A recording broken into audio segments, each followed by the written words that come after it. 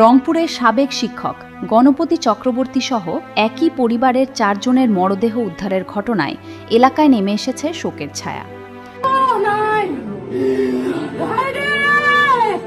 নির্মম এই ঘটনায় এখন নানা প্রশ্ন ঘুরপাক খাচ্ছে স্থানীয়দের মনে। গত 23 আগস্ট রংপুর নগরীর মাছুয়াপাড়া এলাকায় নিজ বাড়ি থেকে রংপুর জিলা স্কুলের সাবেক শিক্ষক গণপতি চক্রবর্তী, তার স্ত্রী প্রীতিলতা, ছেলে প্রীতম চক্রবর্তী এবং মেয়ে আগামী চক্রবর্তীর মরদেহ উদ্ধার করা হয়। নিহত গণপতি চক্রবর্তী ছিলেন রংপুর জিলা স্কুলের সাবেক শিক্ষক। গত ডিসেম্বরে তিনি অবসর গ্রহণ করেন। অবসরের পর তিনি হোমিওপ্যাথি চিকিৎসার সঙ্গে যুক্ত ছিলেন।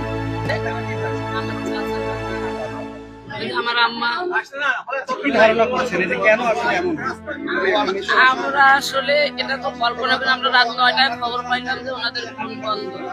তখন আমাদের একজন লোক দিয়ে পাঠানোর পরে জানা গেল যে তার স্ত্রী প্রীতিলতা ছিলেন গৃহিণী, মেয়ে আগামী চক্রবর্তী। সম্প্রতি রংপুর কারমাইকেল কলেজ থেকে ইংরেজিতে মাস্টার্স সম্পন্ন করে চাকরির প্রস্তুতি নিচ্ছিলেন। আর ছেলে প্রীতম চক্রবর্তী ছিল রংপুর জিলা স্কুলের 5ম শ্রেণীর শিক্ষার্থী। স্থানীয়দের ভাষ্য অনুযায়ী পরিবারটির সঙ্গে কারো বড় ধরনের বিরোধ ছিল বলে তাদের জানা নেই। ঘটনাস্থলে পরিবারের 4 সদস্যের মরদেহ বিভিন্ন স্থানে পাওয়া যায় বলে জানা গেছে। একজনের মরদেহ ছাদে, 2 জনের মরদেহ ছাদে ওঠার সিঁড়িতে এবং আরেকজনের মরদেহ বেডের নিচে পাওয়া যায়। আমার বাবা এবং চাচা গ্রামের মানুষ যে এত ঠান্ডা মানুষ, ওনারা কখনো কারোর সঙ্গে জোরে কথা বলেন।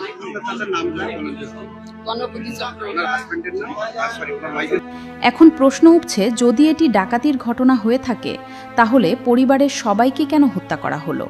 শুধু লুটপাটের উদ্দেশ্যেই কি এই ঘটনা ঘটানো হয়েছিল, নাকি এর পেছনে রয়েছে অন্য কোনো কারণ?